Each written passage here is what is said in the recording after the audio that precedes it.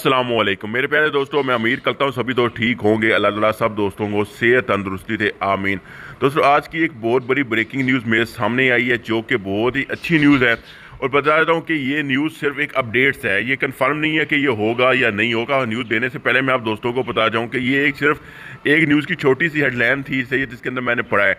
तो बताता हूँ कि मुत्तहदा अरब अमीरात के एक वजीर ने इतवार के रोज़ वजीर इस्लाहत का ऐलान किया, जिससे मुल्क में टैलेंट को बरकरार रखने में मदद मिलेगी।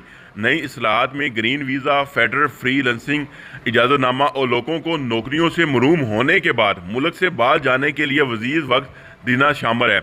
यानी जो लोगों के वीज़े कैंसिल हो चुके, ओवरस्टे हो चुके, उनको मजीद टाइम मिलेगा। मेन इस न्यूज़ के अंदर ये एक छोटी सी पॉइंट था जो मुझे अच्छा लगा और मैंने आपके साथ शेयर किया। चांस उम्मीद यही है कि इस महीने में या नेक्स्ट महीने में ऐसा कोई अनाउंसमेंट हो जाए, लेकिन अभी तक ये कोई कंफर्म न्यूज़ नहीं है। एक छोटी सी हेडलाइन है न्यूज़ की जो मैं आपके साथ शेयर कर रहा हूँ।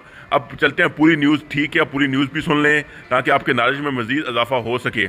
इसके अलावा मुख्तल मुद्दत के क़याम और फ्रीलांस वीज़ों में तब्दीलियों की जा रही हैं। तलाक याफ्ता ख़वातीन और 15 साल से ज़्यादा उम्र के तालब इल्मों के वीज़ों में भी नरमी की जाएगी जो काम करना चाहते हैं। मुत्तहदा अरब अमीरात के तुरपा के लिए जो 15 साल या इससे ज़्यादा उम्र के हैं और कुछ शोबों में काम करना चाहते हैं और तजुर्बा हासिल करना चाहते हैं, इन्हें काम करने और वीज़ा देने की इजाज़त दी जाएगी।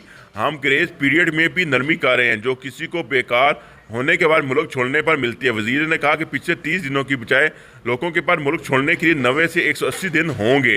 इन तब्दीलियों के पीछे बुनियादी पैगाम लोगों को रहने के लिए मजीद इख्तियार देना है। मुत्तहदा अरब अमीरात इन लोगों की कदर करता है जो माहौलियाती निज़ाम का हिस्सा रहे हैं और हमारी मैशत की बढ़ोतरी में हिस्सा जा रहे हैं। वो नौकरियाँ पैदा कर रहे हैं, मैशत की कदर में इजाफा कर रहे हैं, सरमायाकारी कर रहे हैं। ये तब्दीलियाँ आलमी सतह पर बेहतर तरीक़ों का मुताला करने की भी बात की गई हैं।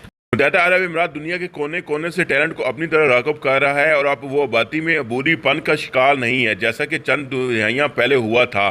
टैलेंट को बरकरार रखने के मामले में मुल्क आलमी सतह पर 23वें नंबर पर है। इम्कान ये है कि ये तब्दीलियाँ इनकी अपील को मजीद बढ़ा सकेंगी और मुत्तहदा अरब अमीरात के साथ सियाहों पर मजीद टैलेंट को राग़िब करने में मददगार साबित होंगी।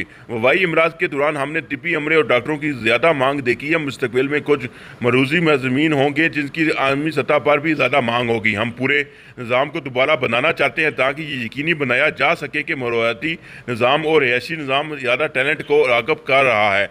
हमने तब्दीलियों की हैं लेकिन हमेशा बेहतरी की कोशिश है।